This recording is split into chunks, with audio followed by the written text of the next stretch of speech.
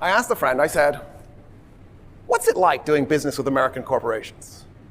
And he went, oh, yeah, I could tell you. He said, when we do financial stuff, we're like people in the US. We are ruthless, everything is transactional, we're just nasty. He said, but we had a really steep learning curve for everything else. He said, because when we're not doing finance, when we're doing business, when we're buying and selling products or services or goods, we have a completely different mindset. I'm like, oh my God, explain, what do you mean? He goes, okay, so when we're doing a business transaction, we don't see this as a one-off event. We see this as the start of a relationship. Our goal is not to create a contract to sell you a good. Our goal is to create a long-term relationship where we'll still have interactions in the future. And he said, so what would happen is US business people would come and they'd draw their daggers and they'd negotiate hard for every detail in that contract, like it was life or death. And he said what we would do is we'd just capitulate to all of it. We'd be like, okay, yeah, we can do that for you. Sure, you want that too? Yeah.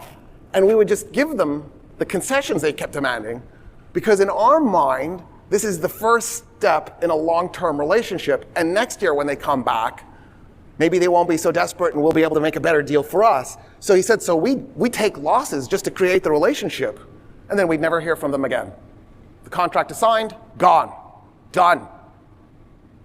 And he goes, yeah, so what we've learned is when we deal with Americans, everything is transactional. There's no humanity involved. We don't. We just know we'll never see them again, and that they're going to come in and ask the most outrageous, nonsensical things, and we have to bargain really hard. We have to just draw our daggers out and be just as ruthless, because there's no long-term benefit to any sacrifice we make for that contract. He said, but we don't have that relationship with anywhere else on the planet. He said, when we deal with Europeans have long-term relationship as their goal. He said, but you know what? There's somebody even more extreme than us and then extreme than the Europeans, the Japanese. He said, when the Japanese come over, they want a relationship to the point where they bring their family, and they're going to insist that we invite them to our homes for a home-cooked meal, including their family members. And when they come back next year, they expect us to know their children's names. And he said, so we love doing business with Japan because they're like us. We're maybe not quite as extreme, but we're really close. Like that's how we want to do business. It's a family event. We're making a long-term relationship that'll last decades. That's how we do business with Europe, with Africa, with Asia, but not the US. How did we get there? And the answer is, I just told you. The moment we landed, we saw everything as, how can I transfer wealth from those people into my pocket? Everything became a ruthless transaction where we dehumanize the other side. Think about the cruelty of stealing land from a family that's farming, and then the cruelty of kidnapping a person and dragging them across the Atlantic in chains, where a huge portion of them will just die at sea, and then you stick them into a position where there's no possibility for them to better their lives. They just serve you so that you can steal their labor. To make things even weirder, the crops we wanted to grow, tobacco and cotton, are also land intensive, not just labor intensive. They wreck the soil and they wreck it really fast. Today, we know how to compensate for that, right?